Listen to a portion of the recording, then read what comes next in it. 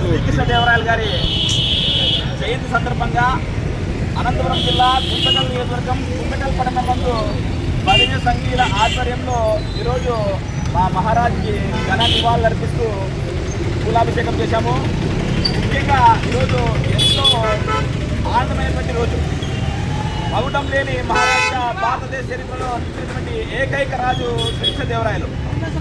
నిజంగా భారతదేశ అభ్యున్నతికి ఔన్నత్యానికి ఎంతో చాలబడినటువంటి మహారాజు శ్రీకృష్ణదేవరాయలు అని చెప్పి అందరూ గొప్పగా వర్ణిస్తారు.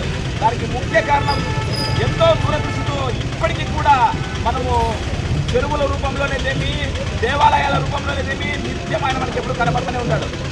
అలాంటి మహారాజు యొక్క జయంతిని కానీ పట్టాభిషేక మహోత్సవాన్ని కానీ అధికారికంగా చేయాలనేది మా ప్రధానమైనటువంటి డిమాండ్.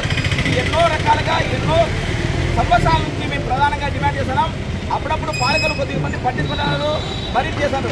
గత ఎన్డీఏ ప్రభుత్వంలో బాలకృష్ణ గారు ఈ కార్యక్రమాన్ని అంగరంగ వైభవంగా నిర్వహించారు. అంతేకాకుండా పల్నాడు పక్కన ఉన్నటువంటి గాలి జనార్దన్ రెడ్డి గారు కూడా అంగరంగ వైభవంగా నిర్వహించారు.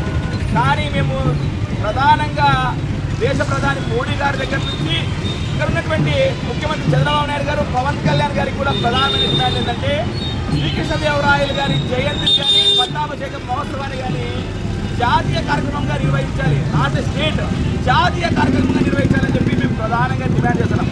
దీనికి ఒక జనసేన నాయకుడిగా నా వంతు బాధ్యతగా మా నాయకుడు నిజంగా ఆనాటి శ్రీకృష్ణదేవరాయలు పరిపాలనని మైపరిపిస్తున్నటువంటి వ్యక్తి, విజయనగర సామ్రాజ్య పునర్నిర్మాణం నిజంగా పంచాయతీరాజ్ శాఖతో గిన్నిస్ రికార్డుకి ఎక్కినటువంటి వ్యక్తి శ్రీ కొండల పవన్ కళ్యాణ్ గారు.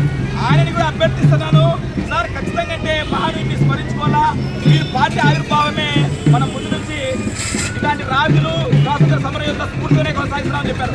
ఖచ్చితంగా రాబోయే రోజుల్లో నెక్స్ట్ టైం పడుతూ ఖచ్చితంగా ఈ కృష్ణదేవరాయలు జయంతి పడుతూ అంగరంగ వైభవంగా ప్రభుత్వ లాంఛనాలతో జరుపుకోవాలని చెప్పి జరుపుకుంటూ ఈ అద్భుతమైనటువంటి చక్కటి అవకాశం